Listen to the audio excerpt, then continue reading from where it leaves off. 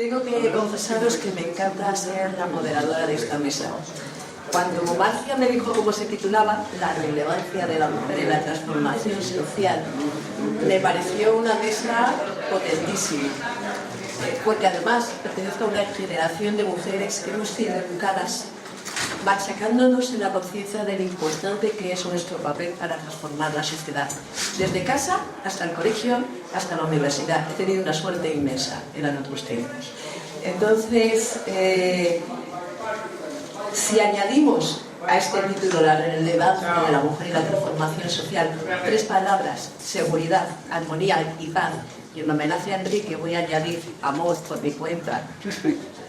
Y añadimos que tengo la suerte de estar aquí con 3 grandísimas mujeres, pero grandísimas de verdad, son increíbles y además cumplen bastantes de los requisitos de los que se han dado en la mesa anterior, porque las 3 han logrado lo mejor de sí mismas para lograr lo mejor de la sociedad, para transformar la sociedad, porque las 3 son tolerantes, porque las 3 son valientes, porque las 3 son capaces, porque no son perezosas, porque son luchadoras. O sea que es una inmensa suerte tenerlas aquí. Y voy a empezar a hablar con ellas y bueno, vamos a empezar con Carmen Quintanilla. Voy a dar los detalles de ella, nada más para que sea ella la que os hable, aunque no necesita presentación porque de verdad que su currículum es de cortar el aliento. Y es tan inteligente que es capaz de dejarlo en un folio. O sea, eso ya me parece para premio, dejar en un folio el currículum que tiene. Solo os voy a dar un título para que demuestre lo que es capaz esta mujer. En septiembre del año pasado fue reconocida como Mujer y Líder de Impacto Mundial. Ahí es nada. Diputada, senadora y sobre todo dentro de ese clarísimo currículum que incluye comisiones, que incluye ser parlamentaria, que incluye ser asesora, todo lo que queráis. Sobre todo yo creo que tiene un papel muy importante como presidenta de AFAMER, la Asociación de Familias y Mujeres del Mundo Rural, que creó ella en 1982, voy a leer textualmente para que no se me escape nada, para que las mujeres rurales dejasen de ser invisibles y que su voz se escuchase en todos los foros nacionales e internacionales para alcanzar el reto de la igualdad real de oportunidades.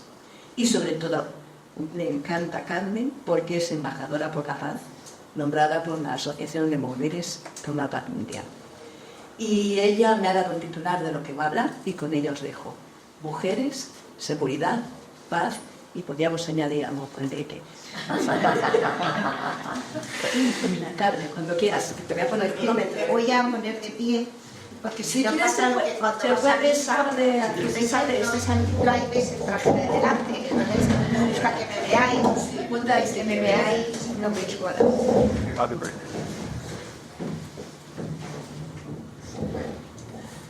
Bueno, pues buenas tardes o buenos días, mejor buenos días. Quiero en primer lugar, pues como no podía ser de otra manera, dar las gracias al Instituto de Estudios Contemporáneos y Transculturales y, como no, a mi amiga Marcia Abreu, como presidenta de la Asociación de Mujeres por la Paz Mundial de España y también la Federación por la Paz Universal. Para mí es un honor estar aquí esta mañana con estas maravillosas mujeres, colegas en este largo camino hacia la igualdad real de oportunidades de las mujeres y indiscutiblemente, como no, a María Jesús, a nuestra moderadora, por mi presentación y por estar aquí esta mañana con todos ustedes. Señoras y señores, buenos días. Bueno, cuando me pidió Marcia que hablara de mujer y paz, de mujer y seguridad, en definitiva de mujeres en este largo camino, me presentaba a María Jesús, pero solamente voy a dar 2 pinceladas. Efectivamente, cuando España despertaba a la libertad, cuando España despertaba a la democracia, cuando España estaba estructurando una sociedad que teníamos que construir de la ley a la ley, pues yo fui una visionaria. Yo era funcionaria del Cuerpo Superior de Administradores Civiles del Estado, como mi querido amigo Enrique, y era jefa de servicio, pero tenían claro que teníamos que poner en valor la sociedad civil, el movimiento asociativo, para construir lo más importante, que es la democracia, la tolerancia, el diálogo social, en definitiva, la paz, la convivencia. Y además yo también diría lo que ha dicho Enrique, el amor, porque hay veces que tienes que soñar con utopías para poder hacer realidades. Y yo soñé que podía dar voz a las mujeres rurales de España, que podía llevarlas a la comunidad internacional, que tenía que romper la invisibilidad de aquellas mujeres que vivían en los pueblos de España, muchos de ellos en aquel año 82 sin agua corriente, muchos de ellos pues sin tener la capacidad ni siquiera las mujeres de ser ciudadanas de primer orden, sino ciudadanas de segundo orden, donde la violencia era invisible, donde el liderazgo no existía y donde no había emprendimiento, porque eran las mujeres que cuidaban a sus mayores, que educaban a sus hijos y que eran la perfecta esposa. Eso había que seguir proyectando desde el movimiento asociativo y efectivamente nace la primera organización de mujeres rurales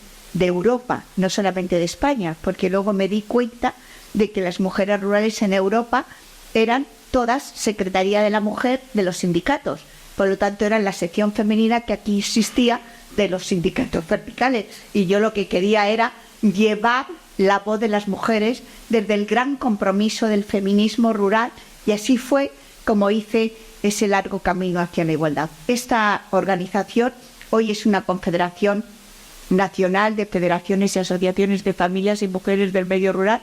Tiene 198.563 mujeres asociadas, está de norte a sur y de este a oeste en toda España, y formamos parte de 15 organismos internacionales, entre ellos el Consejo Económico y Social de las Naciones Unidas, donde tenemos estatus consultivo y donde todos los años en la Comisión Social y Jurídica de la Mujer, AFAMER, mi organización, la que yo fundé desde esa visión de la utopía, pero que se ha hecho realidad, es decir, ese sueño por el amor a los demás, por el amor hacia la igualdad, por el amor hacia un feminismo bien entendido, hoy es una realidad en la vida de las mujeres, no solamente de España, sino también de la comunidad internacional. Acabamos de firmar con una líder social de Ecuador el decenio por las mujeres y las niñas rurales de las Américas. Por lo tanto, ahí estamos impulsando lo que es la igualdad real de oportunidades. Pero a mí me gustaría terminar esta primera introducción hablando de Mujer y Paz.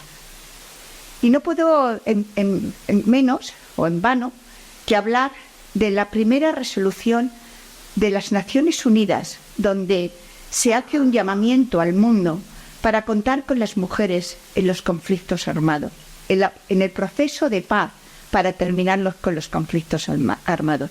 Este año se cumplen 24 años de la primera resolución 1325 del Consejo de Seguridad de Naciones Unidas. En aquel momento, en los primeros años, solamente un 7,5% de mujeres participaban en esos procesos de paz. Hoy hemos llegado al 18%. Cada día más mujeres participan en los procesos de paz. Pero no podemos obviar que 614 millones de mujeres hoy están viviendo la guerra y la destrucción. Y ahí no hay liderazgo, ahí no hay nadie que levante la voz para efectivamente hablar de paz y para terminar con esa destructuración que sufren las mujeres. Hoy todavía están sin resolver las violaciones de los Balcanes. 60.000 mujeres fueron violadas y 60.000 mujeres fueron como consecuencia de motines de guerra para hablar de la guerra, de esa guerra que destruye a los seres humanos.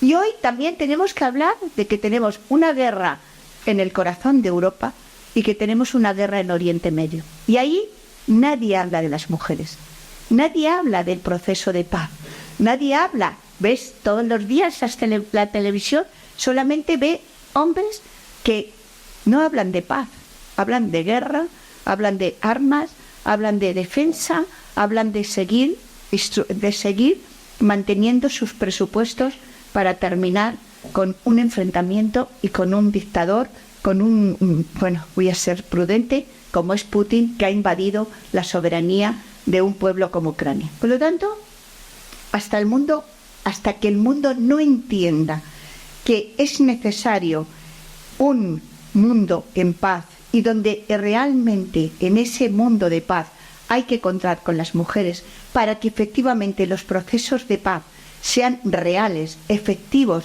y protejamos a las mujeres, indiscutiblemente las distintas resoluciones de las Naciones Unidas. Hasta hoy hay 7 resoluciones. La última fue en el gobierno del Partido Popular, que la presentó en el Consejo de Seguridad de Naciones Unidas el presidente Rajoy en el año 2019, en la 2242. Indiscutiblemente no estamos hablando de lo que hoy efectivamente tenemos que hablar, de la paz en el mundo. ¿Y por qué digo esto? Digo esto porque no se puede hablar de paz cuando 42 millones de adolescentes no tienen derecho a la educación. Esa es la mayor violación de los derechos humanos. Esa es la mayor violencia que se puede ejercer sobre un niño o una niña, no tener el derecho a la educación. La educación es la voz del pueblo. La educación es decidir lo que quieres hacer sobre tu vida. Y efectivamente, una educación que nace en nuestra más tierna infancia. Somos lo que hemos aprendido en la niñez. Yo fui visionaria y he puesto mi vida, 42 años de mi vida, desde el altruismo y la gratuidad. Yo no hice una capilla para comer en defensa de la igualdad de las mujeres rurales. Yo lo he hecho gratis. 42 años de mi vida gratis, porque he tenido otras oportunidades. Pero hay mucha gente que, aunque tiene otras oportunidades, montan el movimiento asociativo para tener un proyecto para comer. Yo no discuto eso. Lo que sí digo es que el voluntariado social es la gratuidad, pero también es el amor a los demás. Es el entender que ese amor o esa solidaridad o esa práctica de construir un mundo más igualitario, más humano, también se hace desde la gratuidad, y yo lo hice 42 años de mi vida. ¿Por qué? Porque era funcionaria. Segundo, porque después fui diputada y senadora. Tercero, porque luego fui parlamentaria del Consejo de Europa y ponente del Convenio de Estambul, el primer tratado internacional el primer tratado internacional contra la violencia, contra todas las violencias que sufren las mujeres. Pero doy ese dato. Educación. 42 millones de niñas y adolescentes y 78 millones de menores de edad no tienen derecho a la educación. Ese es un planteamiento de amor. Ese es un planteamiento de dirigentes de gobiernos del mundo que no tienen el concepto de hacer por su pueblo lo que deben de hacer, sino otras circunstancias. El 70% de las personas pobres en el mundo son mujeres. El 70% de las mujeres, de las personas pobres en el mundo son mujeres. La pobreza, el hambre en el mundo, desde la pandemia, se ha incrementado en 150 millones de personas. Pensábamos que estábamos consiguiendo erradicar el hambre en el mundo. No lo estamos consiguiendo. Es violencia, es inseguridad jurídica, es no tener oportunidades. La resolución de las Naciones Unidas habla de la participación de las mujeres, que no quiero que se me olvida. El papel de las mujeres en la prevención de los conflictos. ¿Qué mayor conflicto que el hambre? ¿Qué mayor conflicto que la pobreza? Vivir con un dólar al día. La participación de las mujeres en la consolidación de la paz. ¿Cuántas mujeres veis en la consolidación de la paz? Ya en el año 355 al 415 hubo una mujer que era Hipatía de Alejandría, que era discípula de Platón, que trabajó por la paz. Aquella mujer fue asesinada, no sabemos cómo, pero fue asesinada. Entonces, es que he querido de alguna manera llevaros a la historia de las mujeres, a la historia de la desigualdad, a la historia de que no solamente la violencia son las guerras, no, también la violencia es el derecho a la educación. Tú hablabas del la Declaración Universal de los Derechos Humanos, ¿no? Por lo tanto, el 66% de las mujeres son las que realizan el trabajo agrícola en el mundo y, sin embargo, no tienen derecho a la tierra. Solamente un 10%. Por lo tanto, ahí, ¿de qué estamos hablando? Estamos hablando de violencia contra las mujeres, de inseguridad contra las mujeres, de no practicar los principios de la Declaración Universal de los Derechos Humanos. Y sobre todo porque cuando habla Naciones Unidas en la participación de las mujeres en los procesos de paz, desde luego esa participación, ahí lo veis, Yemen, un estado fallido, se contó con las mujeres, pero no se le dio visibilidad a las mujeres, con lo cual Yemen es un estado fallido. En muchas ocasiones, en estos procesos de paz, las mujeres no se las pone para liderar el proceso de paz, no se las pone para construir el proceso de paz, no, se las pone como figuras decorativas para efectivamente decir que se está cumpliendo la resolución de las Naciones Unidas.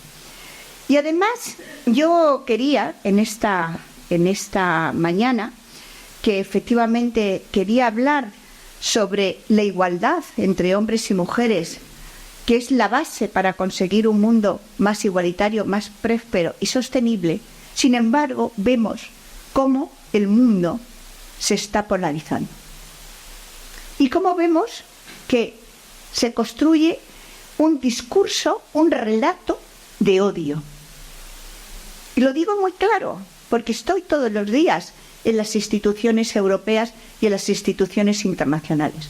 Y se está construyendo un discurso de odio y de enfrentamiento, porque aquí, en esta Santa España, que hablaba de cómo fuimos capaces de hacer lo que hemos hecho, de la ley a la ley, basada en las grandes instituciones, porque éramos un país referente en el mundo en la construcción de nuestra democracia y de nuestro Estado de Derecho, hoy, desgraciadamente, tenemos una clase política que crea la polarización y que crea el odio de feministas y no feministas, de empresarios y trabajadores, de pobres y ricos. Pero ese discurso está en Estados Unidos, está en América Latina, está en Europa y está en el mundo. Y yo tengo algo muy claro que decir, que está claro que ese discurso hay que atacarlo desde la sociedad civil, desde el asociacionismo, desde la vertebración de una sociedad que tiene que ser el impulso para construir un mundo más pacífico, un mundo más igualitario y un mundo donde efectivamente la igualdad real de oportunidades entre hombres y mujeres sea una realidad.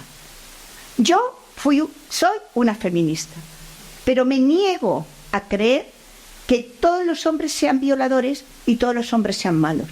Y también me niego a creer que no haya violencia contra las mujeres y haya partidos que digan que ya hemos conseguido mucho. Porque yo creo en el feminismo de la cooperación, en ese feminismo de las resoluciones de las Naciones Unidas, donde queremos incorporar a los hombres en el largo camino hacia la igualdad, porque hoy ese feminismo no puede existir sin hacer cómplices a los hombres en el largo camino hacia la seguridad y la paz. Y lo digo así de claro, porque o somos capaces de construir ese mundo más igualitario desde el empleo, desde el liderazgo, desde el emprendimiento, desde la lucha contra la violencia de género, de todo aquello que efectivamente son los estadios fundamentales del avance de una sociedad, o desde luego, ¿para qué vamos a hablar de paz? Ya estoy terminando. ¿Para qué vamos a hablar de paz? Por lo tanto, sin igualdad no hay justicia social. Por ello, las instituciones y los gobiernos de todo el mundo tienen que promover un mayor acceso de la mujer a la igualdad de oportunidades económicas y su participación en todos los procesos. El proceso de paz, el proceso de libertad, el proceso de seguridad, todos los procesos donde efectivamente el mundo necesita, a pesar de que se ha dicho muchas veces, el 50% de la población. Y ese 50% somos las mujeres. No podemos entender hoy hablar de mujer, hablar de amor, hablar de paz, si no sabemos y somos conscientes de que hoy 800 millones de personas viven en la más absoluta pobreza, que 800 millones de personas tienen hambre, que 78 millones de niños no tienen derecho a la educación. Tenemos que levantar la voz, y esa voz tiene que ser la voz de la libertad y la voz del sentido común. Yo me lo creo. Yo me creo que hoy el Parlamento Europeo, recientemente constituido, tiene que cambiar su política. Tiene que cambiar la política de la Unión Europea, porque somos 600 millones de habitantes, donde es el único continente donde no se vulneran los derechos humanos. Miremos el resto de los continentes. Por eso tiene que mantener los principios de los padres fundadores, de Schuman, de Konrad Adenauer, de Gasperi y de Monnet, porque aquellos fundadores creyeron que hablar de paz, después de 80 millones de muertos que habían muerto en la Segunda Guerra Mundial, hablar de paz era hablar de crecimiento económico, de crecimiento social y de bienestar de una sociedad que ya en el Tratado de Roma, en su artículo 4, hablaba de igualdad de oportunidades entre hombres y mujeres. Muchísimas gracias.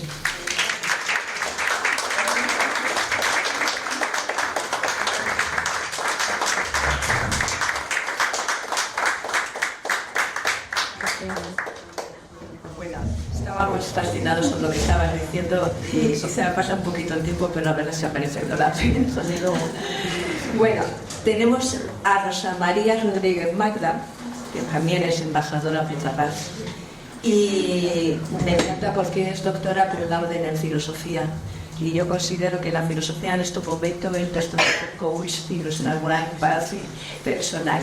Tiene muchísimos libros, me puse a contar en su página web cuántos, y entre ensayos, relatos, poesía, tiene cerca de 30 libros, muchísimos, con muchísimos premios. Y yo no prefiero que si quieres destacar algo más, que lo digas, lo quitas de mí un minuto. Eso sí, hubiera dicho que va a hablar sobre todo de feminismo desde un punto de vista muy especial que es el suyo, porque estos últimos libros son muy centrados en el feminismo, claro. Bueno, dejo con ella y que os hable ella. Muchísimas gracias. Muchísimas gracias por esa presentación. Muchísimas gracias también a ustedes que están aquí, pero en especial a la Federación para la Paz Universal y la Asociación de Mujeres por la Paz Mundial, porque unida a su preocupación por la paz, esta vez han puesto también en prisma en los derechos y las responsabilidades, los deberes y las responsabilidades, en este acto organizado junto con el Institut d'Estudis Contemporanis i Transculturals, que tiene entre uno de sus ejes precisamente el potenciar y el volver a recordar esa declaración que se hizo en Valencia. Tenemos aquí también otro invitado, Rafael Monzo, que es director de la Asociación Valencia para la UNESCO, que precisamente también ha tomado bajo sus riendas la promoción y el recuerdo de esa declaración. Disculpen porque hace 2 días estaba sin voz, o será que la voz es lo que van a hacer hasta ahora. Bueno, una primera reflexión, recordando precisamente la intervención de Chucho Carnes y lo que ha dicho también Enrique, ¿por qué responsabilidades y deberes? ¿Es algo, digamos, individual o es algo colectivo? Y eso me retrotrae, los dos habéis tratado ese tema sobre individual o colectivo, y es lo que nos lleva a motivarnos para cumplir esas responsabilidades. Eso me lleva al recuerdo de aquellos debates. Yo participé en los debates y también en la comisión redactora de la declaración, y en un primer momento parecía que, bueno, todos los representantes de los diversos países, la primera locución era muy clara. Aquí están la Declaración de los Derechos Humanos, luego a cada derecho le debe corresponder un deber. Y fue la primera ronda, pero aquí es que es un círculo vicioso porque parece que no vamos a salir. Entonces, yo sugerí, digo, bueno, claro, pero es que los derechos son universales y son de cada individuo, son de los individuos, pero hacer cumplir los deberes no corresponde solo a los individuos, corresponde o bien a los individuos o bien a las asociaciones, a los estamentos, a las naciones, a los organismos internacionales. Por lo tanto, solo podemos avanzar en ello si establecemos a quién corresponde en cada caso hacer cumplir esos derechos que son de los individuos. Y si ustedes ven la declaración, se puede ver en Internet, precisamente está secuenciada de esa manera. Para cada derecho, ¿a quién corresponde hacerlos cumplir? Y en este caso, viniendo ya al tema de la paz, de las mujeres, bueno, Carmen me nos deja, casi ya no tengo que decir muchas de las cosas que iba a decir, porque efectivamente hay unas veces que cuando se mitifica la idea de la mujer y lo femenino, parece que se nos adscribe la responsabilidad de llevar a cabo esa paz, ese bienestar, ese cuidado. Pero como tú has mostrado muy bien, Carmen, esa responsabilidad no puede ser cumplida porque otros no han cumplido su responsabilidad, que es garantizar la igualdad entre las mujeres y los hombres. Por lo tanto, si estamos pensando en que el 52% de la población sigue sometido a la pobreza, a la trata, a la compra, a la prostitución, a los matrimonios forzados, a la mutilación genital y a la violencia en general, estamos viendo que no es una responsabilidad para la paz. Nosotros pondremos todo lo que podamos, pero en principio lo que hay que exigir es que todos los estamentos cumplan su responsabilidad de una vez por todas de garantizar, y no solamente, digamos, en el que se denomina el primer mundo, sino globalmente esa igualdad entre mujeres y hombres. Y bien, en ese hipotético estadio más o menos utópico, sí, entonces podríamos hablar de que las mujeres podemos contribuir a una sociedad en cuidado. Pero eso se puede reivindicar en todas nuestras sociedades, porque partimos de una visión, digamos, como filosóficamente pues nos acordamos en el contrato social. Y ahí estaban dos individuos, según Rousseau, o dos individuos que se odiaban, según Hobbes, estableciendo un pacto entre caballeros para que la agresión se frenara en pro de los intereses colectivos. Bien, pero ¿dónde estaban las mujeres en ese pacto? Carol Pateman, cuando habla del contrato sexual, es bastante brutal cuando dice, bueno, no estaban ahí. Por debajo de ese contrato, digamos, social, había un contrato sexual que implicaba que para cada uno de esos hombres había una mujer en su casa, no en el espacio social, cuidando de sus niños, de las labores reproductivas y el entiendo de ese hombre. Para cada hombre, una mujer, y unas pocas para todos, que era la prostitución. Por lo tanto, por debajo de ese contrato social ya estaba una desigualdad entre hombres y mujeres. Ese contrato, a mi modo de ver, debería haber previsto algo que no toma en cuenta ese contrato. Ese contrato está firmado por varones que se supone que alguien los cuida desde su casa. Por lo tanto, la labor del cuidado es una labor oculta. Es una labor que no se tiene en cuenta en el espacio, digamos, social o en el espacio político.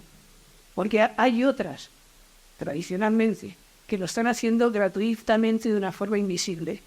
Pero ¿qué ocurre? Ahí se da una construcción del Estado totalmente falseada, dado que se piensa en un individuo que siempre está dispuesto para trabajar y con las necesidades cubiertas. Ese individuo no existe. Cuando el ser humano nace es vulnerable y requiere cuidados. Cuando es adulto se puede poner enfermo y requiere cuidados. Cuando se hace mayor requiere cuidados y atención. Por lo tanto, si estamos ocultando esa faceta y pensamos que un grupo mayoritario, mayoritariamente las mujeres, se va a ocupar de eso, estamos falseando la realidad y estamos condenando a ese grupo social, a ese sexo, a ser un sexo subsidiario, obligado a cuidar. Démosle la vuelta.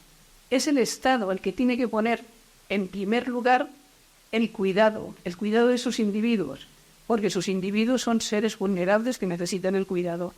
Además, de alguna manera, el cuidado no debería verse como una caridad, como una atención, como una función de amor, que lo es, sino incluso como un nicho económico y laboral posible para que las personas estén atendidas, pero para que puedan profesionalizarse desde una competencia. Si nosotros no pensamos que uno se tiene que cuidar en casa, si no damos una sanidad pública, si no pensamos que se tiene que aprender en su casa las primeras letras y lo que pueda aprender, sino que hay una educación pública, ¿cómo es que no hay más que unas migajas de cuidado? Si lo más importante es cuidarnos a todos, y eso solucionaría también el problema de que los jóvenes no pueden tener hijos, aunque quieran, porque son necesarios los 2 sueldos y no hay ninguna posibilidad de esa atención y ese cuidado, a menos que lo den los abuelos. O sea, ahí hay una visión que trasluce ese abandono de la perspectiva de las mujeres que no cuentan desde ese contrato social en la que el contrato sexual estaba avanzado y recluía a las mujeres en el espacio privado. Esa sociedad del cuidado debería, además, si nosotros queremos tener una sociedad de igualdad entre mujeres y hombres, deberíamos volver a recordar lo que es el feminismo y lo que no es el feminismo. El feminismo tampoco es aquello que no molesta al poder. No estoy hablando de esto. Mi último libro es La mujer molesta. Si las mujeres tenemos que ser molestas y tenemos que molestar, porque es que si no, no se nos hace caso.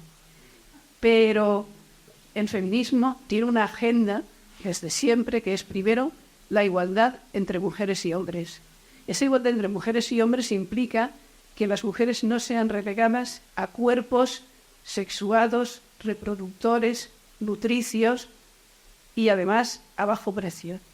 Luego eso implica una igualdad de salarios, no un techo de cristal ni un suelo pegajoso, pero implica también, evidentemente, no a la prostitución, no a los vientres de alquiler, no a la pornografía, no a cualquier cosificación de las mujeres. Y eso no es feminismo. Eso se tenía claro desde siempre, que es la agenda feminista. Si ahora hay alguien o hay alguna corriente que te dice los vientres de alquiler, pues es que las personas homosexuales o las personas que no tengan posibilidad de tener niños, pues es una donación que hace alguien desinteresadamente, luego habría que verlo. Si hay alguien, un colectivo que te dice, hombre, es que es un trabajo, la prostitución es un trabajo sexual, hay que regularlo porque ahí está. O si te dice, bueno, la pornografía también puede ser feminista, y además, ¿qué es eso de que la mujer es el sujeto del feminismo? ¿Por qué habláis solo de mujeres? Porque ser mujer es un sentimiento. Y si un varón se siente mujer, es que también es mujer, y por lo tanto debería estar dentro del colectivo feminista. Si algún colectivo está diciendo todas estas cosas que contradicen punto por punto lo que es tradicionalmente la agenda feminista, no es feminista, sino es un traidor del feminismo. Por lo tanto, no ha habido peor daño que el que se ha hecho en la última legislatura por medio del Ministerio de Igualdad llevado por Podemos y por Irene Montero, de pretender que todas esas traiciones al feminismo sean feminismo. Ahora la gente piensa que el feminismo es la lucha contra los hombres, o una cosa ridícula que simplemente consiste en llevar a un drag queen a una fiesta. Eso no es feminismo. Por lo tanto, hay que volver a reivindicar la dignidad del feminismo y cuáles son las cosas que son necesarias para una igualdad entre mujeres y hombres. No sé cuánto tiempo me quedan. Se queda un 9 segundos. Te voy a dar un carguito en banda.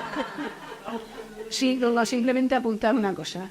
Bueno, esto es lo que me gustaría, me gusta que quede claro, pero dentro de esa igualdad no debemos olvidar que la inteligencia artificial, los logaritmos, quien está pensando en ellos no son precisamente las mujeres. y no son precisamente hombres muy sensibilizados con respecto al feminismo. Entonces, todo el trabajo que hemos hecho las feministas durante mucho tiempo puede irse al traste porque el algoritmo vuelve a reproducir los estereotipos más convencionales de lo que es ser hombre y de lo que es ser mujer. Y por tanto está reintroduciendo a través de nuestras búsquedas, a través de lo que se propone, una cosmovisión que es muy difícil de criticar porque se nos da de una forma muy subrepticia. Por lo tanto, simplemente para concluir, deberes y responsabilidades sí. Nosotras cumpliremos los nuestros. Ellos, todos, la sociedad, los estamentos, los organismos internacionales, por favor, que cumplan también los suyos, porque lo fundamental es la igualdad entre hombres y mujeres. Esa igualdad entre hombres y mujeres que es la base del feminismo real. Lo otro no es que no es un feminismo real, es que no es feminismo, sino que es una traición al feminismo. Y frente a ello, la utopía, no la utopía, la exigencia. Pensemos que la labor del cuidado no es algo que hacen las mujeres, las madres o las abuelas. La labor del cuidado es una responsabilidad política y estatal. Y solo así podemos caminar hacia una igualdad. Y después el punto último, cuando todo eso lo tengamos, cuando encendemos el ordenador, que sepamos que ahí dentro también hay una trampa contra la cual tenemos que luchar. Y simplemente muchas gracias.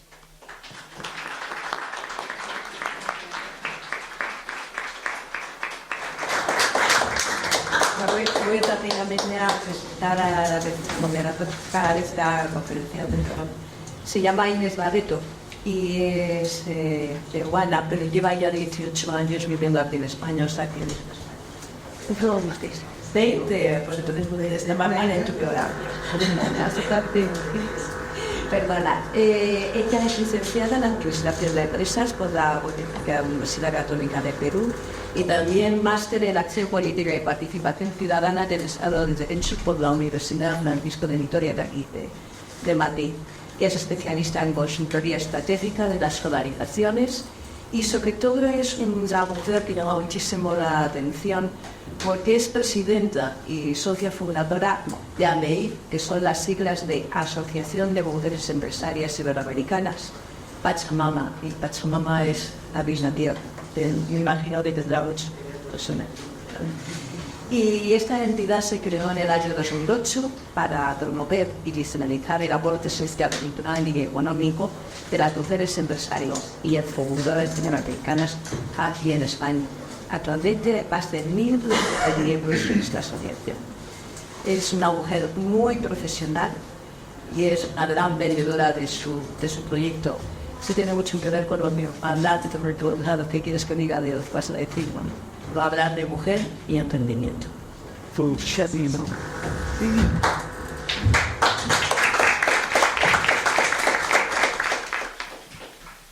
Vale. Muchísimas gracias, muy buenos días. Querida Marcia, gracias por la invitación, a ti y a todo el equipo que hace posible este evento, a la Asociación de Mujeres por la Paz Mundial, al Instituto de Estudios Contemporáneos Transculturales, mis compañeras que me han antecedido, nuestra querida moderadora. En unos breves minutos podríamos hablar poco realmente de todo lo que quisiéramos y de este tema tan potente, tan trascendente que nos convoca esta mañana, la paz. Yo lo voy a enfocar desde el punto de vista de mujer, empresa y emprendimiento. Simplemente decir que en muchas de las cosas que han comentado mis compañeras estoy de acuerdo, en otras no necesariamente, pero creo que fortalecer, como comentó Carmen, la sociedad civil es importantísimo. Un país es mucho más potente cuando su capital social lo es. Es decir, trabajamos en armonía, por un lado, la administración pública, la empresa y la sociedad civil. Yo creo que vincular estos tres aspectos no solamente es el punto 17 del ODS, sino que es capital para que las naciones, los países sean mucho más ricos. En ese sentido, mi trabajo consiste justamente en eso, en ser una facilitadora y en articular estos tres ejes de actuación. Nosotras en nuestra asociación, que llevamos ya más de 16 años trabajando, intentamos que en todos los procesos, en todas las actividades que llevamos a cabo, promover siempre que estos tres agentes estén plenamente comprometidos con la acción social de la mujer emprendedora. ¿Cómo así? Nosotras que estamos a pie de calle, nosotras que manejamos la sociedad civil, que somos una asociación de vecinas, de emprendedoras, de mujeres que han atravesado 12.000 kilómetros para poder estar aquí, muchas de ellas, una de ellas la que habla, otra compañera que está aquí, veo algunas más que están aquí en la sala, venimos con una mentalidad de cambio, de transformación, de emprendimiento no solamente comercial, mercantil, sino de emprendimiento para promover un cambio que mejore nuestras vidas, la de nuestras familias y la de nuestra sociedad y, por supuesto, de nuestro país de origen. Este es el primer motor que nos mueve al emprendimiento. Entonces, si nosotros articulamos toda esta potencia, todo este valor, todo este engranaje con el que ya venimos de nuestros países de origen, con el que nos han criado por circunstancias X, porque allí la palabra crisis, pues por lo menos hace 20 años en mi país no se entendía como tal. Vivíamos permanentemente en esa situación de autosubsistencia y las madres teníamos que salir a hacer lo que tuviéramos que hacer para poder cumplir con las exigencias de nuestros hijos en cuanto a educación, a salud, a bienestar, porque como ya saben, pues el estado de bienestar en los países de Latinoamérica aún en día deja mucho que desear, si es que en alguno lo hay, ¿no? Entonces, por un lado, la administración pública, la sociedad civil, y por otro lado, el mundo de la empresa. Está claro que son las empresas las que tienen una función importante en la sociedad, pero no solamente como generación de riqueza económica, sino también como un agente de transformación. Las empresas tenemos una responsabilidad en cuanto a la promoción de los derechos humanos. Y eso es un aspecto que tiene que ver no solamente con la sostenibilidad, el medio ambiente, la gobernanza, la responsabilidad social corporativa, no solamente como eso, sino tiene que ver con el ADN de las personas que formamos y creamos empresa. Y eso es algo en lo que me quiero detener ahora. Cuando hablamos nosotras de paz y de generar paz y armonía, hemos estado hablando de conflictos y de tantos temas, circunstancias que son reales y visibles, pero todo parte por el principio, ¿no? Y el principio es una misma. Entonces, yo creo que aquí tenemos que hacer un alto y es algo que nosotras intentamos fortalecer y visibilizar en nuestra organización. Queremos ser empresarias, emprendedoras, batir techos de cristal, estar en puestos de liderazgo, de promoción. Es justo, es necesario, queremos, podemos, es importante para la sociedad. Pero si no parte el cambio y la transformación desde nosotras, no va a haber nada. Las primeras barreras son mentales, están en nosotras.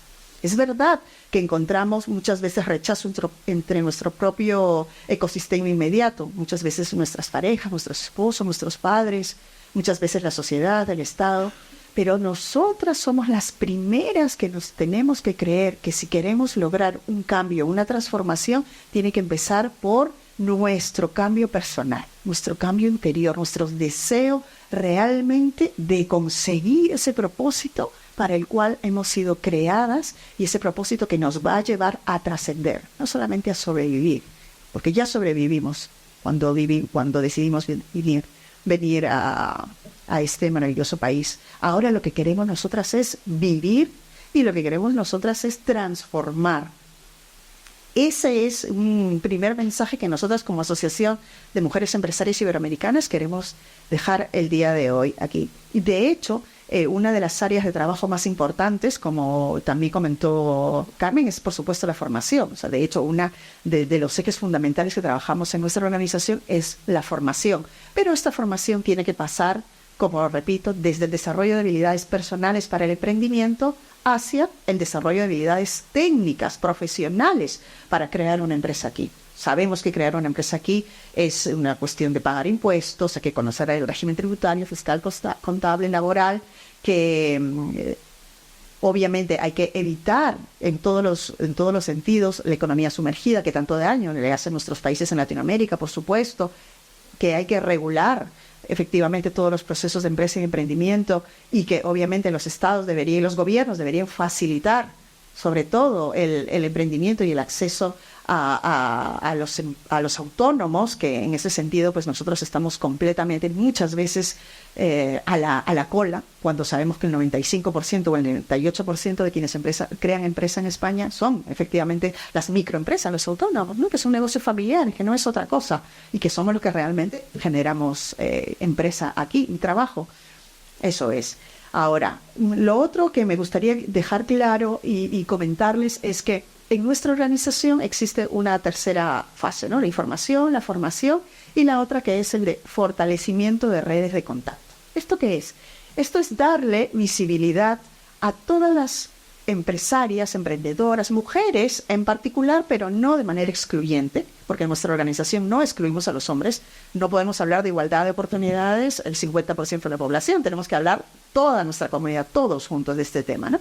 Es darle visibilidad a personas que de manera individual no podrían tener voz. Entonces, nosotros organizamos una serie de espacios de confianza, le llamamos así, eventos, congresos, ferias, fiestas, movimientos, donde nos pongamos en valor y donde digamos, aquí estamos, estas somos y esto sabemos hacer. Somos mujeres con formación, con experiencia, con expertise, con profesionalidad y queremos seguir logrando más cosas. ¿Y para qué son estos espacios de visibilidad? ¿Para generar contactos? Sí. ¿Para crear sinergias? Sí. ¿Para promover nuestros negocios y quizá captar más clientes? Claro que sí, por supuesto. ¿Para facturar más? ¿Cómo no? También.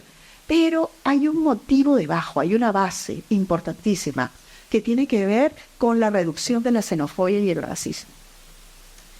Todo aquello que no se conoce genera temor. ¿Sí? Genera incertidumbre, genera rechazo, porque somos humanos, el ser humano es así, desconfía en un principio. Entonces, para que la gente conozca mucho más acerca de nosotras, acerca en general de la mujer migrante o de la persona que ha venido de fuera, que no tiene necesariamente sus mismas culturas, sus mismas costumbres, quizás no habla el mismo idioma, ¿qué tiene que hacer? Tiene que darse a conocer, tiene que mostrarse. Entonces, cuando nosotras nos visibilizamos, cuando nosotras decimos, estas somos, esto lo hemos venido a construir, estos son mis hijos, esta es mi manera de pensar, de trabajar, generamos ese vínculo, esa confianza que es tan necesaria para la vida personal y, por supuesto, para la vida profesional. Porque en los negocios nosotros ejercemos acciones de compra fundamentalmente cuando confiamos. Entonces, tener una comunidad que se apoya, una comunidad que se conoce, que se relaciona y que se muestra, es importante para prevenir este tema de xenofobia y racismo y para generar confianza en un entorno comercial, porque compramos en base a relaciones de confianza. Eso es. Luego, quería comentar... ¿Me queda un poquito? Sí. Sí. Ah, vale, perfecto. Vale. Luego quería comentarles con respecto a las mujeres, las cifras, un poquito de cifras, ¿vale? Que se escuchan mucho por las noticias y son reales, hay muchos estudios que hablan acerca de esto, en general de la empresa y del emprendimiento de la mujer en la sociedad española, pero no de la mujer migrante en la sociedad española, ¿vale? Hay poco estudio. Nosotras hacemos los estudios en casa, hacemos las encuestas en casa y tenemos información sobre esto. Las mujeres emprendemos más con respecto a la media europea, ¿eh? 8 de cada 10 mujeres emprende en España con respecto a la media europea, que es de 6 hombres con respecto a las mujeres. Pero los hombres logran posicionarse por encima de los 3 años, logra su empresa seguir a flote. Y las mujeres no. Entonces, esto nos lleva también a una reflexión importante. Hemos hablado de los cuidados, hemos hablado del sistema propiamente, del tira y afloja de los gobiernos, me da igual que sean rojos, azules, amarillos, verdes, me da igual. Si realmente nosotros queremos sociedades más justas y más igualitarias, necesitamos que las mujeres estén en puestos de responsabilidad en todas las esferas de la sociedad. Y digo más, no solamente fuera, que se les dé el papel y el lugar que les corresponde fuera de casa, sino dentro de casa también. El rol que tenemos las mujeres, también dentro de nuestro hogar es importante. Y es verdad que en los últimos años se ha querido dividir en mujeres de primera y mujeres de segunda. Pobrecita la que se queda únicamente en casa porque tiene que cuidar de sus hijos. Pobre de ella, ¿no? Yo personalmente, particularmente, yo no creo pobre de ella. Yo decidí, porque esta es una decisión particular y cada una tendrá su opinión, pero yo decidí, y lo volvería a hacer, a dedicarle menos horas a mi empresa, a mi emprendimiento, para dedicarle y consolidar lo que en ese momento yo necesitaba y veía que era necesario. Mi familia y mis hijos pequeños. Y creo que lo volvería a hacer. Y creo que no se debería juzgar a la mujer en ese sentido, que por la decisión que ella tome en esa condición. Pero también, por otro lado, creo que los gobiernos deberían promover que si esas mujeres deciden o decidimos quedarnos en casa, eso no sea penado económicamente. Y hoy en día lo es. Esa mujer quiere quedarse en casa, les aseguro, pero tiene que salir porque si no, no alcanza el sueldo para poder pagar esos alquileres y para poder sobrevivir. Entonces, lo que necesitamos es que las sociedades, los gobiernos puedan permitir que si una decida lo que decida, montar una empresa o quedarse en casa, eso no esté penalizado ni socialmente ni económicamente. Al contrario, y tenemos que promover aún más la natalidad. Esta es otra cosa de la que me gustaría hablar. Un minuto de esto. Estamos hablando del último minuto. Estamos en España en una pirámide, se sabe completamente, pero no hablamos de promover la natalidad, hablamos de la crisis, y que es verdad también que los hijos, los jóvenes no pueden acceder y por eso no tienen hijos. Sí, pero también hay otras causas por las cuales las mujeres no deciden tener hijos también, y hay que mirárnoslo. Y por ahí empecé al principio, por un tema interior. Porque nuestra paz es interior, porque muchas veces estamos mirando únicamente a nuestro ombligo, estamos mirando de una manera egoísta únicamente, y no hay mayor riqueza para un país, para una familia, para una sociedad, como lo comentó alguna persona aquí en su momento, que el fortalecimiento de las familias, con lo cual hablemos en España más de crear natalidad de la misma manera como hablamos de fortalecer el tejido de emprendimiento de las mujeres. Gracias.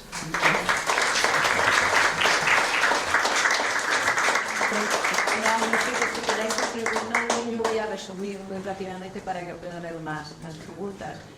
Carmen Quintanilla nos ha dado unas cifras que hablamos. Es más, 614 millones de mujeres viven hoy en una situación de guerra y las resoluciones poca voz dan a su papel en la paz. 42 millones de niñas no tienen derecho a la educación, por ejemplo. Y ha hablado de la prevención del conflicto y se ha preguntado qué mayor conflicto que el hambre o la pobreza. El 66% de las mujeres también realizan trabajos agrícolas y no tienen derecho a la tierra.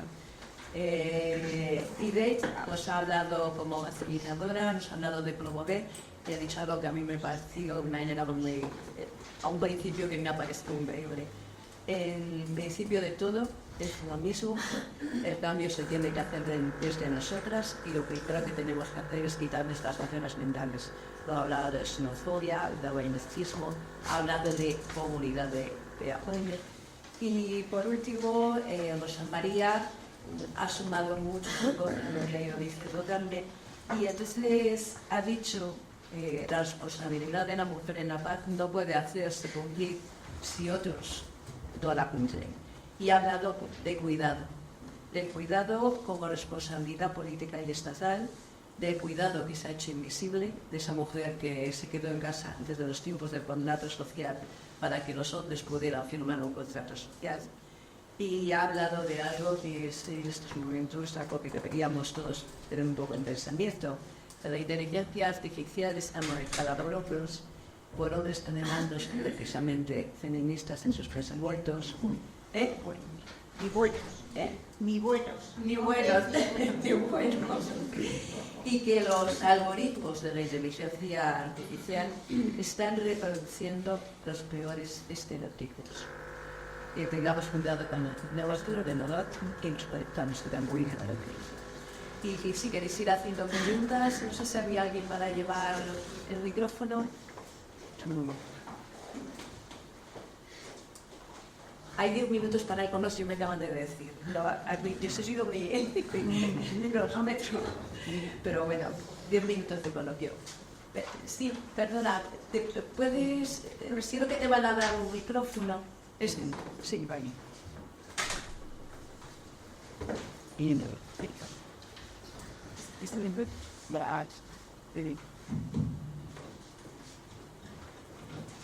Buenos días, me llamo Cristiana, mi cerebro soy de Guinea-Bissau, también soy la embajadora por la paz de esta maravillosa organización y soy la presidenta de la ONG La Leona Solidaria. Lo que más me gusta es ser mujer. Habéis hablado de mujer, pues felicito, habéis hablado de mujer. En el mundo hay más de 53% de mujeres y lo más bonito, me gustaría hablar de ética. Yo no quiero igualdad entre hombres y mujeres, no la quiero. ¿Por qué? Porque lo que hace una mujer es diferente.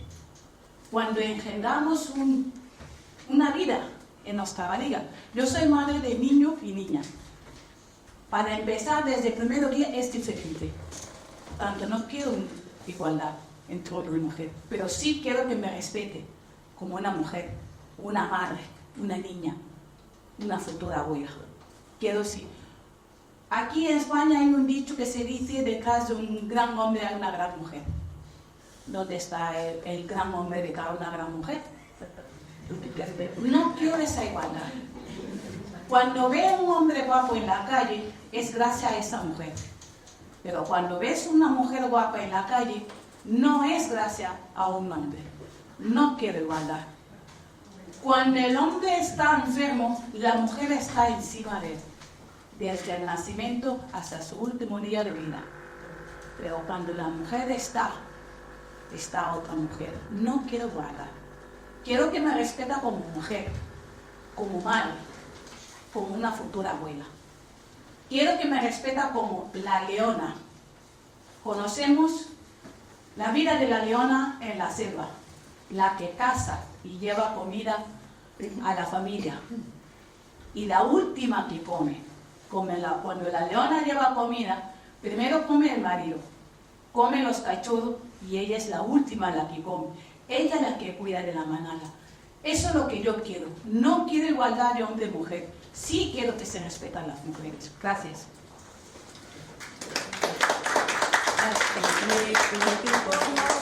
Si tenéis 4 o 5 preguntas, las estamos haciendo y luego contestáis cada una de vosotras, ¿vale? Que hagas las preguntas estas, ¿vale? Venga, pues vamos a hacer eso. Buenos días.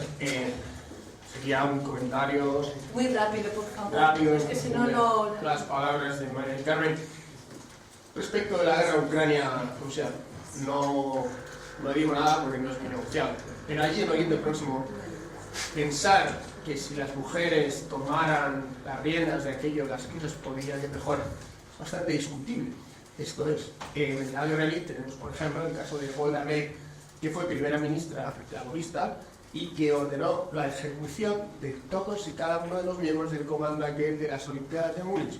Pero con una lista y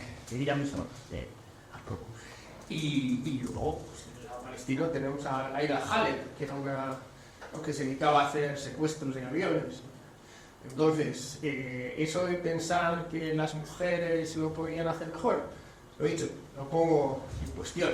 A mí me tocó cubrir, por ejemplo, la primera mujer suicida palestina en campo de refugiados, a Amari, que está ahí al lado de Ramallah, y a pues, quiere ella llevar unas compras más. Es decir, que a la hora de un momento dado es una mujer está que tenemos más la vida, etcétera, etcétera. Bueno, depende del contexto. O sea, es simplemente un poco esa reflexión. Por otro lado, hay mujeres excelentes.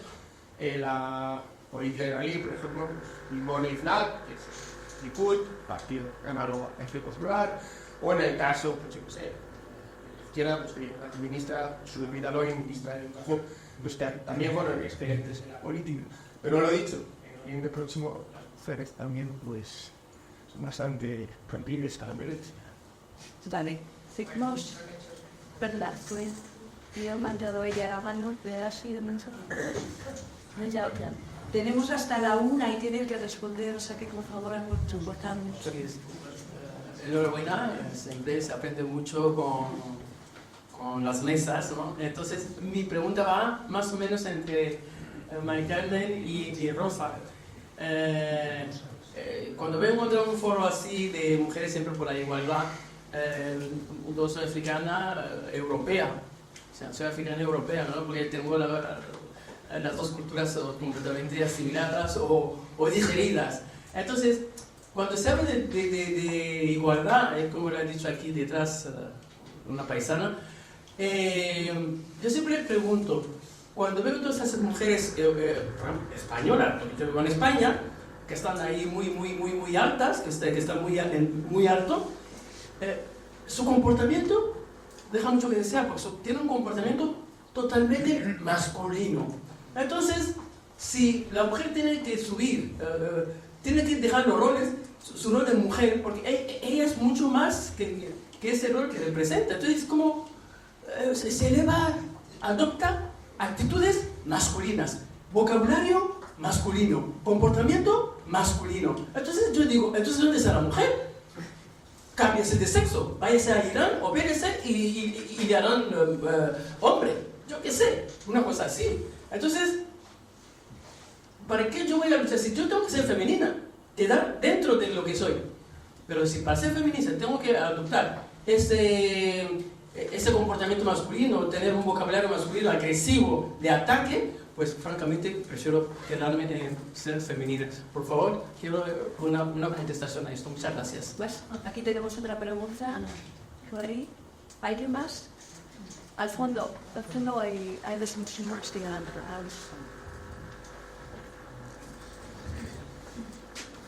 Muy rápido que no va a dar tiempo a la respuesta. Mi pregunta es muy concreta. ¿Hasta qué punto creen que este nuevo fenómeno que está sucediendo de muchísimas jóvenes mujeres están transicionando a hombre tiene que ver con el hecho de que la mujer todavía no está posicionada en el lugar que le corresponde, y también con respecto a lo que acaba de decir la compañera, que si queremos triunfar en el mundo de las finanzas o de los negocios, nos tenemos que comportar como se comportan los hombres. ¿Hasta qué punto creen que está influyendo la ley trans, tal cual se entiende, de esta transición de muchísimas mujeres a convertirse en hombres? Gracias. Detrás de ti tenías...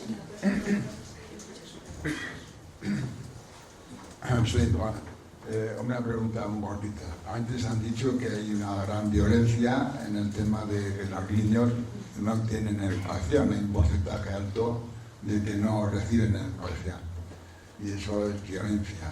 Pero yo creo que hay muchísima más violencia cuando se le educa en el odio. Venga, pues, ¿alguien más? ¿Una pregunta más? Si no, ¿empezamos contigo? Sí, venga.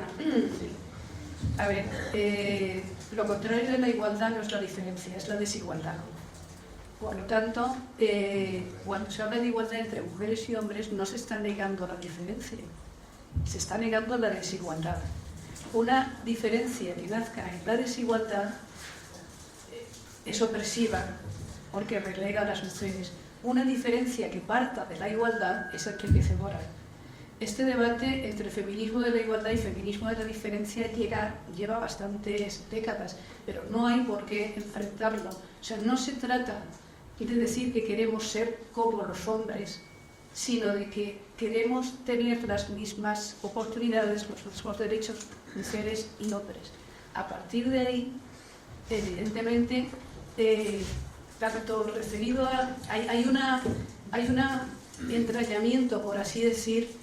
Las mujeres podemos quedarnos embarazadas, podemos amamantar, parimos.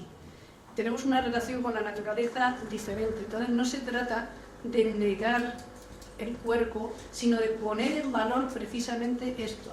Pero si nosotros ponemos en valor esto y el cuidado en una situación desigual, lo que pasa es que el Estado tiene unas criadas para todo que lo crían los niños y se los cuidan.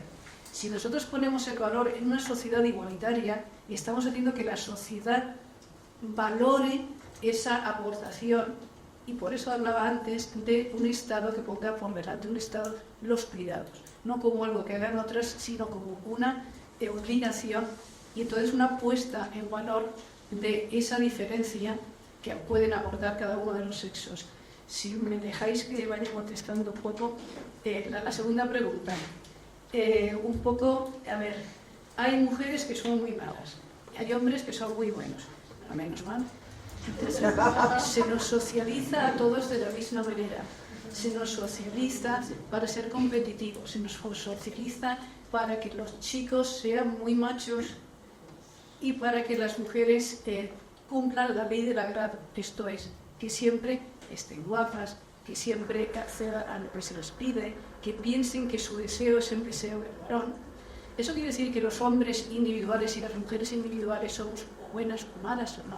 Eso quiere decir que estamos en una socialización perversa y que por debajo de cada niño que a los 12 años se pone en plan machista, hay un niño encantador que realmente no está cumpliendo ese estereotipo. Y ese estereotipo machaca a las mujeres que son dulces, machaca a los niños que son dulces, por lo tanto hay que luchar contra ese estereotipo. Claro que cumpliendo ese estereotipo hay mujeres que la única manera que encuentran para subir en esa escalera social es ser tan bestias y tan groseras y tan zafias como se les dice que tiene que ser a los hombres para que suban. Entonces eso es una rebelión de todos frente a una socialización que se nos pretende enfrentada y además de una manera esperpéntica y caricaturesca. Y por otro lado, ya el último punto de la ley trans, por desgracia, el porcentaje, antes pedían transicionar sobre todo de hombres adultos homosexuales o travestis. Yo digo a esta parte, la gran proporción de chicas que quieren transicionar son chicas adolescentes, mujeres. Con lo cual hay que, frente a quien diga, fíjate, ya han salido del armario, ¿cuántos? Un 5.000% más en los últimos años. Está claro que hay un problema social de niñas que no quieren ser mujeres, no quieren cumplir ese estereotipo que actualmente se da a las mujeres. Y por lo tanto lo rechazan. Y que hay una mezcla también de problemas, pues en la adolescencia una quiere su cuerpo, no quiere, tiene problemas, a lo mejor hay autismo, hay otros problemas que la ley actual impide investigar. Porque la ley actual, eso lo llama patologización. Y entonces el psicólogo que se atreva a preguntar, bueno, a lo mejor aquí hay otro problema que se resuelve, no encaminándolo hacia la hormonación y hacia la mutilación, según la ley actual, puede tener una multa de 130.000, 120.000 euros y que le cierren la consulta. Por lo tanto, ese problema es muy grave, pero lo que sí que tenemos, no irán ustedes a hablar de esas chicas que quieren ser chicos y que se ocultan los pechos, que tienen una histerectomía. Los únicos de los que ustedes irán a hablar son esos hombres que dicen que son mujeres para tener diversas, o sea, o porque lo sienten o porque tienen diversas diversas actividades que piensan, por ejemplo, que van a participar en oposiciones, porque entonces el nivel de exigencia si es una mujer es menor, es deportes. Entonces ese es un gran problema, pero ahí lo único que vemos es un protagonismo de hombres que han nacido hombres pero se autoproducen como mujeres. Y otra vez un ocultamiento de chicas que mayoritariamente están siendo sometidas a la población y después a mutilación, con la gran problemática que tendrán y que se empiezan a tener. Entonces, no veo un poco la relación en ese sentido, pero ese sería un tema muchísimo más antiguo. No tengo monopolizado. Sí, porque además me dicen que si podemos terminar en 3 minutos, pues pero bueno. Bueno, verdad, terminamos el minuto, pero la otra mesa se ha pasado 25 minutos, por lo cual dejamos que nos expresemos. Pero vamos a ver, lo ha dicho muy bien Rosa, el tema de la ley trans, lo ha explicado perfectamente, y además yo queda solamente un dato. El Reino Unido y Suecia está echando hacia atrás en todas las políticas de hormonización de las personas. ¿Por qué? Porque un adolescente no sabe lo que quiere. Todos hemos sido adolescentes. Hemos pasado por momentos en donde nos hemos enamorado del profesor, donde hemos creído que nuestra mejor amiga es con la que vas a compartir tu vida. Bueno, es que la adolescencia es la adolescencia y hay una revolución de sentimientos y de identidad que lo primero que tenemos que hacer es guiar a esa persona, ayudar a esa niña, ayudar a ese niño, no volvernos locos y llevarlos a los médicos donde no hay vuelta atrás y donde estamos destruyendo a esa persona. Por lo tanto, lo ha dicho muy bien Rosa cuando ha explicado el feminismo, no el feminismo, cuando ha explicado perfectamente el daño, y lo he dicho yo, es decir, el discurso de los últimos 5 años del gobierno, del gobierno en manos de Podemos, de Irene Montero, y el discurso de otro partido como es Vox, negando la violencia contra las mujeres, hace retroceder a las mujeres hacia la igualdad, querida amiga.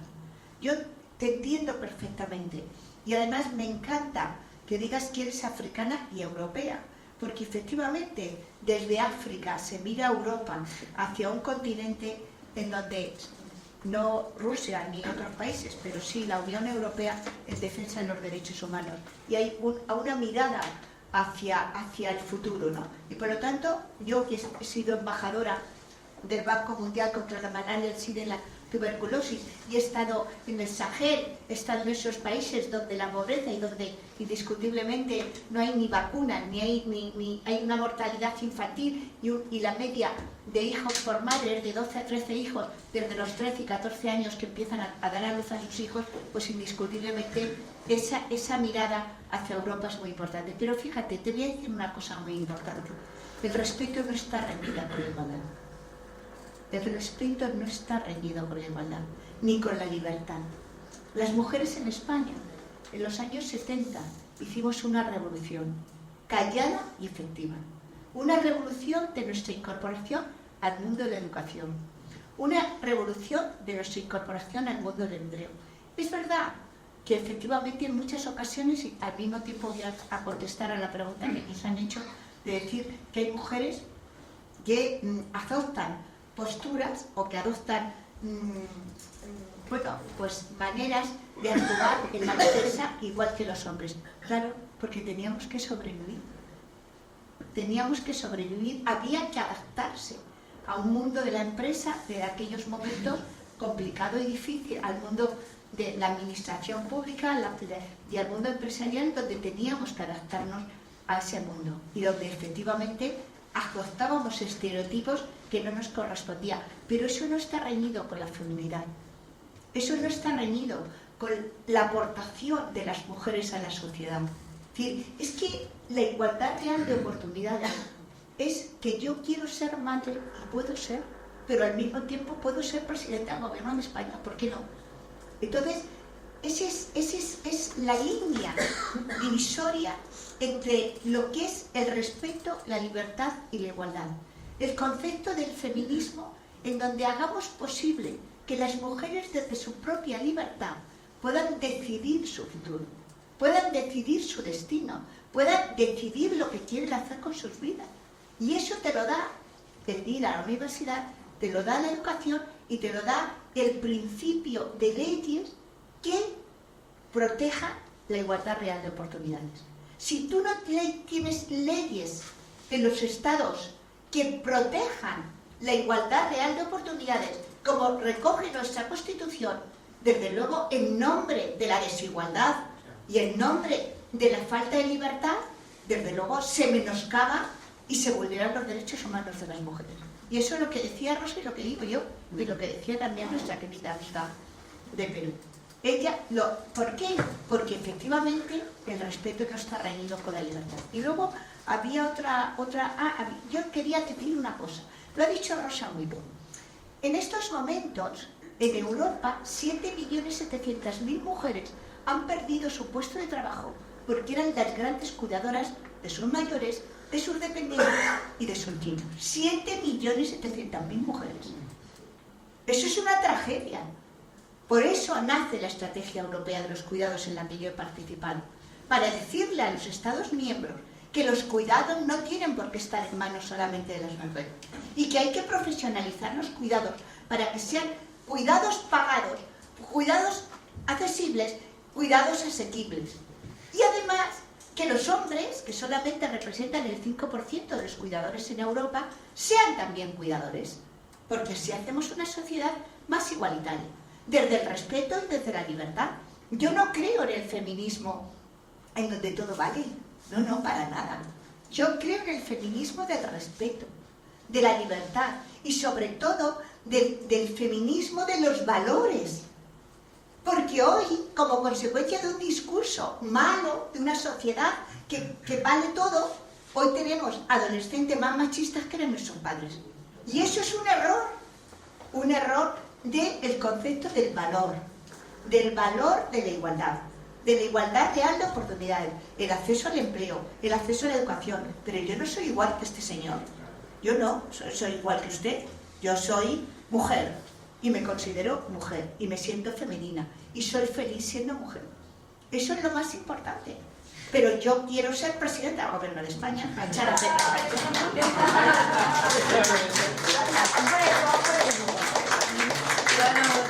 tengo edad, pero bueno.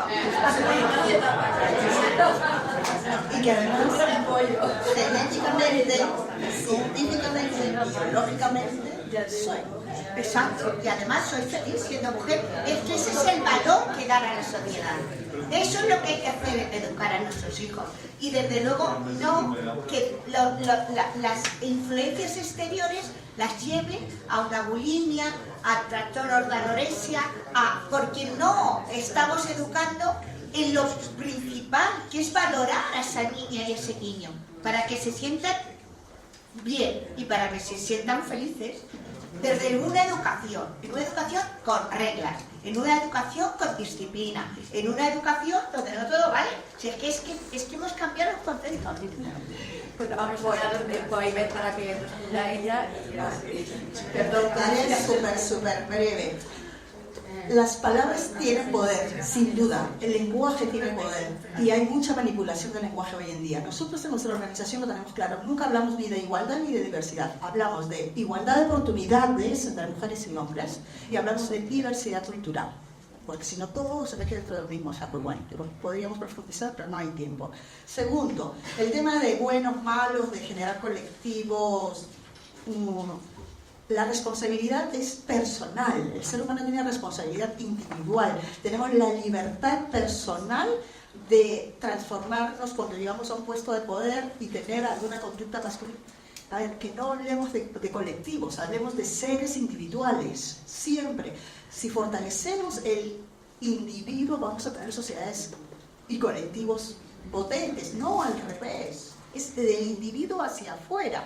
No es que la sociedad me transforma a mí, yo como individuo, con mi responsabilidad, con mis derechos cumplidos, con mis obligaciones cumplidas, con mi conciencia y mis valores transformo la sociedad. Porque si no, voy a adaptar y voy a ser una oveja de eso que me quieren, que quieren transformar y me quiero la verdad. Bien. Luego, con el tema transgénero, todo lo que se ha explicado es a nivel civil, secular, estoy completamente de acuerdo, pero también quiero hacer una pincelada. Hay un trasfondo espiritual. Soy una mujer de fe que cree que todo esto es para terminar con los valores cristianos. Porque el valor cristiano fundamental, lo primero que creó Dios fue al hombre, a la mujer, la familia. Y con todas estas leyes, con todo lo que se ha explicado, lo que se quiere hacer es derrumbar nuestras raíces judeo-cristianas y nuestros valores cristianos. Y lo último de lo que se habló acerca de la cultura del odio. Ok, no vale todo, correcto, pero yo también tengo que ser responsable y decir, yo por ahí no paso. Yo eso no lo acepto. Yo no puedo decirle que sí a un drag queen en los colegios, no, y me van a llamar que yo estoy promoviendo el odio con mis hijos porque no van a esa actuación. No, yo con amor, con respeto, con responsabilidad tengo que aprender a decir no, esos no son mis valores. Y no por eso me van a decir que yo soy una homófoba, una odiadora y que estoy transmitiendo estos valores a mis hijos.